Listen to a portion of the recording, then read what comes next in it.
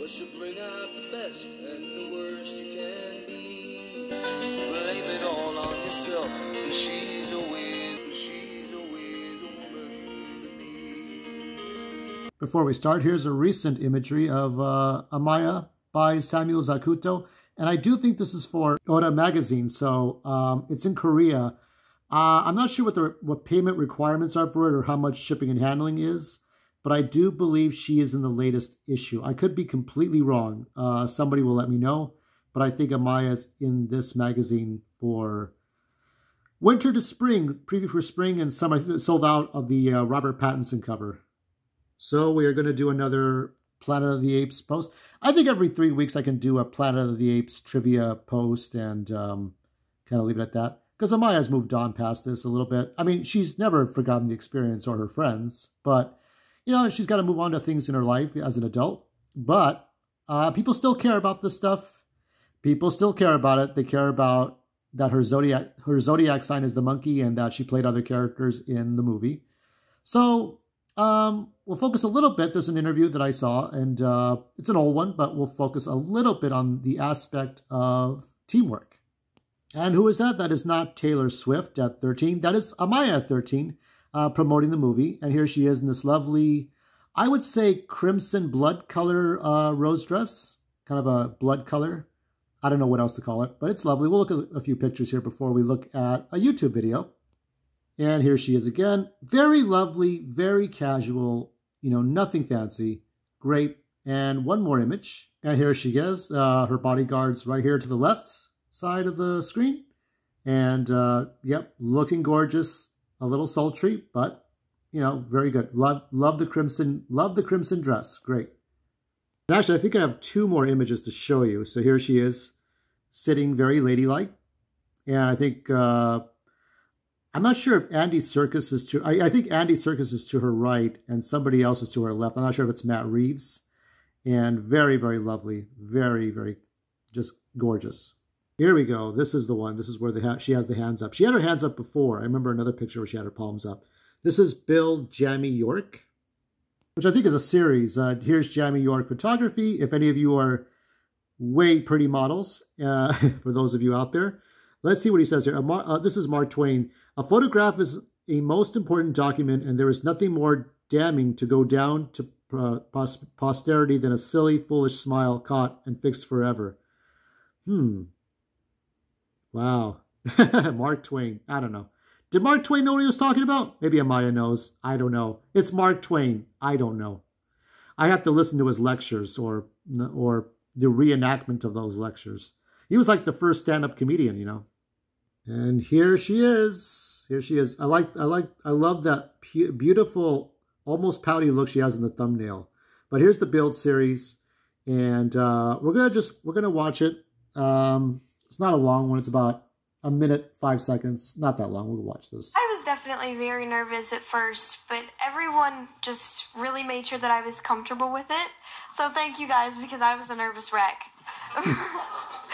But I really just got Andy Serkis to her left, to our right. Yeah, that's basically it. They all I gotta get my perspectives right. So I eventually just got the hang of it. She's being very modest, actually. She actually taught everybody around her what it is like to act. You know, it's great. As an actor, you're constantly learning, and you're learning from people who are your peers, you're learning from people who are older than you, and you're learning from people who are going through it for the first time. Because Amiah, you know, has this incredible quality and is a brilliant listener, and the innocence of that character and just the way that you engage with people just, you know, reminds you of the core of what it is to act, which is to be in the moment and to be truthful, and that is so you're doing yourself down there a little bit, I think.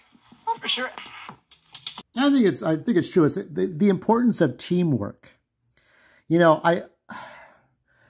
when I do my fictional stories, and I'm going to talk a little bit about myself here.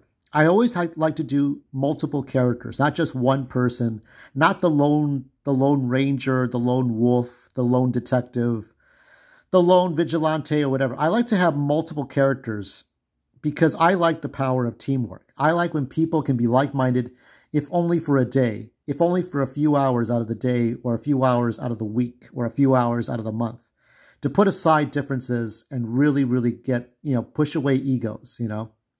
because, you know, being a kid, they're going to listen. And, you know, Amiah has a great imagination.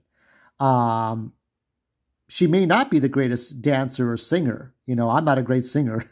You know, I don't know much about singing or dancing. But when I was a kid, I used to dance, or not dance, but perform what characters would be like. What is water? What is fire? What is wind, right? It's like a little bit of American Sign Language, but more like mimetics. You know, how do you imitate the movement of something? Rock slide, avalanche, hurricane, you know. And maybe that was her approach, you know, seeing some of the behind the scenes where she's wearing the tracksuit, you know, the mocap suit, right? Everybody wearing the mocap suits, the gray ones, and trying to capture what it's like to be a primate and moving around like Donkey Kong or other characters, or, you know, Caesar, or some of the ones you're going to see in Kingdom of the Planet of the Apes. And I think that's the thing, is like she's bringing everybody together. Now, Andy Serkis, to be fair, had, you know, 12 years before experience playing King Kong and having those first two movies. And I'll tell this one to Amiah. My first Planet of the Apes movie was the one by Tim Burton. It was the one by Tim Burton. So I'm so familiar with that. And I'm so familiar with just that universe, that angry, that warlord, the one that's the one whose father is played by Charlton Heston, that angry warlord that you see in the '98 Tim Burton movie. I forgot the character's name, but he's so shrewd and mean, and he's the leader, and he's going up against Mark Wahlberg, and it's just such a very strange movie. It's when I saw Caesar, when I saw Andy Serkis's performance of Caesar in Rise of the Planet of the Apes in 2012, I thought of that character. It's like, you know, he's not evil. Caesar's not evil. Caesar just wants to do better. It's inevitable that he would try to create a future for apes, whereas that character in the Planet of the Apes remake was just mean and didn't care what he had to do. He would kill all humans and shit. And you know, the Kingdom movie that's going to come out this year is going to be all about that. So I might be putting that as part of Amiah Sunday. And I'm going to post this one extra early so that Amiah can see this. I'll post it early in the day for Sunday. But fantastic job on this movie. And I'll give 2 fingers for the people who worked on Kingdom of the Planet of the Apes. I look forward to that movie. Deadpool and Wolverine, we'll see how that goes. And Amiah's future projects. Last thing I'll say is, without teamwork, without getting past politics, without getting past egos, without getting past perspective, because this is not high school. We're not here to be part of a high school clique. Without accepting other people's diverse perspectives, however controversial they may be, buildings don't get built, streets do not get paved, signal lights don't get installed, electricity does not get installed, power plants do not get made, cars, laws, rules, government, schools, communities, those things do not happen without teamwork. So that's so very important. So keep this in mind whenever we're fighting on the YouTube about politics. There's just too much BS going on. Anyway, moving on. And now it's time for a new segment, Nature's Oddities. The corpse flower, the Amorphophallus titanum, which kind of translates to it looking like a cock. not rooster cock, but whatever. So this is the corpse flower, and it is a carrion flower. This flower is found in Indonesia, Sumatra, so like near the Philippines, South Asia. And this flower, I mean, I think you've heard of it, Amiah. It has a stink. So a lot of flies, dung beetles, whatever, they could pollinate this plant just because they think it's shit, literally shit.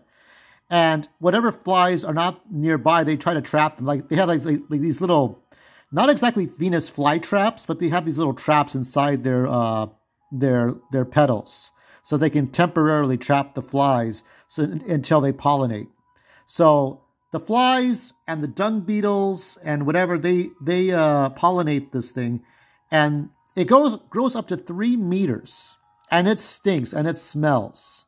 I mean, that's just the way it is. So there you go. There is the carrion flower Amorphophallus titanum, or the corpse flower. Look at that thing grow. It's like, yes, a lot of penis jokes. Yes, we get it. But it's pretty. If you ever get to go to the Philippines or Indonesia, you could find one of those. Some private collectors have one of these things. Or a few of them somewhere. Now time for Animal Corner. Here we have this great relationship between a dolphin and a dog. And they stick it through. It's like Milo and Otis, best friends forever. Ooh, look at that shark. Look at that shark coming. Ha ha ha. Don't let that shark get you. Here they are. Here they come. Here they come. And, oh, no such luck. Not today. But here they are. Swimming together. And here they are riding together. The dog rides the dolphin. Not a GameCube, but a real dolphin. Somebody, I don't think you'll get that reference, but there it is. Get on that boat. Good boy. Or girl. Stay warm, Amiah. Whether you're the tree or the snowman. Good luck on your next journey.